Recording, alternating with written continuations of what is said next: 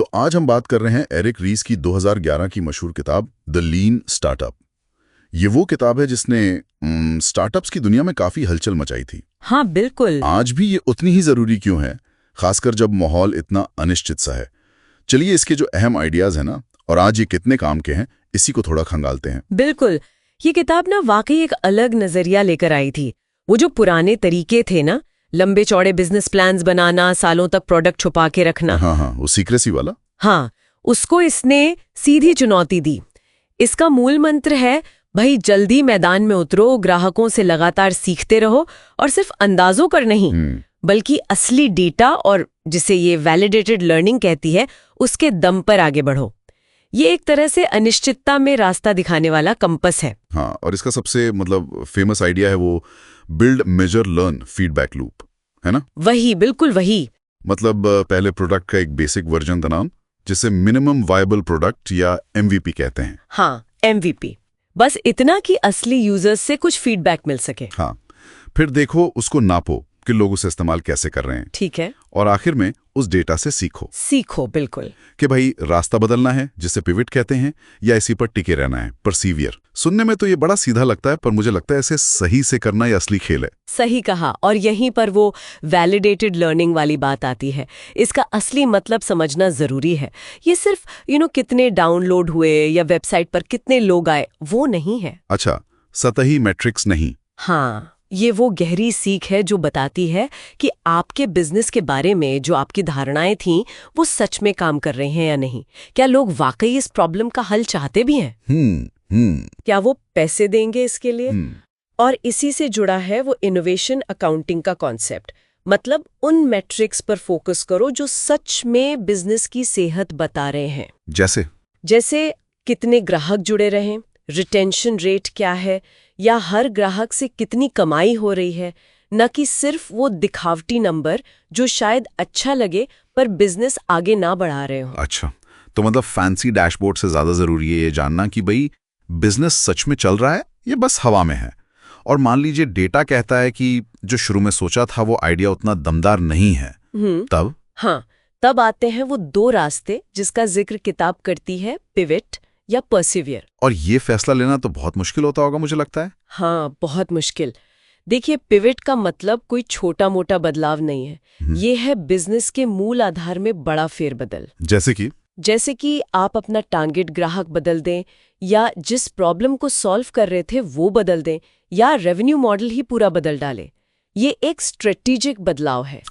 और परसिवियर का मतलब है कि डेटा सही दिशा दिखा रहा है कि हाँ, आप सही रास्ते पर हैं, बस अब रफ्तार बढ़ाने और चीजों को बेहतर बनाने की जरूरत है। तो लीन स्टार्टअप का सिद्धांत यही कहता है कि जल्दी और सोच समझकर दिशा बदलने की क्षमता ही कामयाबी की कुंजी है।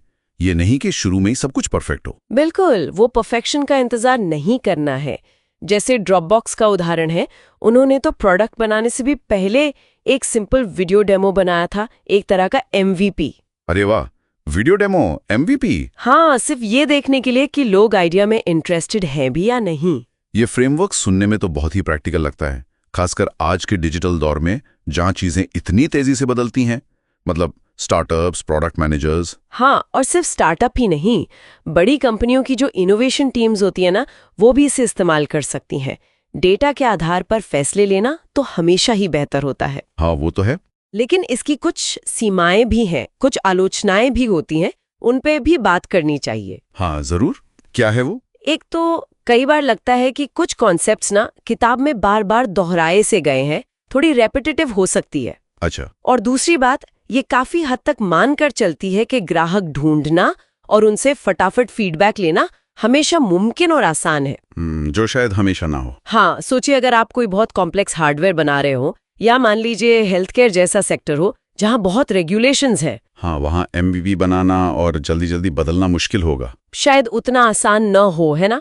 तो ये सिद्धांत टेक स्टार्टअप्स, खासकर सॉफ्टवेयर वालों के लिए ज्यादा फिट बैठता है, ऐसा कहा जा सकता है। तो हार्डवेयर या डीप टेक में शायद थोड़े अलग तरीकों की जरूरत पड़ेगी। काफी हद तक, हाँ। किताब टेक स्टार्टअप्स पर ज्यादा केंद्रित है। फंडिंग कैसे रेज करनी है, या बिजनेस को स्केल कैसे करना है, बड़ा कैसे बनाना है, इन पहलुओं पर ये उतनी गहराई में नहीं जाती। अच्छा, तो ये एक शुरुआती गाइड अच्छी है, लेकिन पूरी यात्रा का नक्शा नहीं देती। हाँ, कह सकते हैं। कुछ लोग ये भी कहते हैं कि कभी-कभी लीन के चक्कर में ना लोग आधे अधूरे बहुत ही बेसिक प्रोडक्ट लॉन्च कर देते हैं जो शायद ग्राहक का अनुभव ही खराब कर दे। हाँ, ये भी एक पॉइंट है। स्पीड और क्वालिटी के बीच वो संतुलन बनाना जरूरी है। बिल्कुल। तो कुल मिलाकर अगर हम देखें तो ये किताब किन लोगों के लिए सबसे ज्यादा फायदेमंद है? जाहिर है स्टार्टअप फाउंडर्स हो गए, प्रोडक्ट मैनेजर्स और हाँ, बिल्कुल। शुरुआती दौर के फाउंडर्स, प्रोडक्ट मैनेजर्स, बड़ी कंपनियों में जो नई चीजें ट्राई कर रही हैं वो इनोवेशन टीम्स, और कोई भी उद्यमी जो अपने नए बिजनेस आइडिया को जल्दी और कम खर्चे में परखना चाहता है। इसीलिए इसे इंडस्ट्री में एक जरूरी किताब माना जाता है। इसकी रेटिंग भी काफी अच्छी रहती है, करीब 4.35 के आसपास। इसके सिद्धांत वाकई असरदार साबित हुए हैं, इसमें कोई शक नहीं। तो अगर संक्षेप में कहें तो लीन स्टार्टअप ने बिजनेस बनाने के जो पुराने तरीके थे उन्हें चैलेंज किया और सीखने की रफ्तार को सबसे आगे रखा। सही कहा। वो बिल्ड, मेजर, लर्न, लूप और MVP जैसे शब्द तो आज मतलब स्टार्टअप की दुनिया की वोकैबुलरी का हिस्सा बन गए हैं। हाँ, बिल्कुल। हर कोई इनकी बात करता है। जैसा कि रीस कहते हैं किताब में, जीतने का एकमात्र तरीका है दूसरों से तेज सीखना। दूसरों से तेज सीखना, बिल्कुल। ये लगातार प्रयोग करने और ग्राहक को केंद्र में रखकर सुधार करने का एक पूरा दर्शन है। लेकिन यहां मेरे मन में एक सवाल आ रहा है, क्या तेज सीखना हमेशा सही सीखना होता है?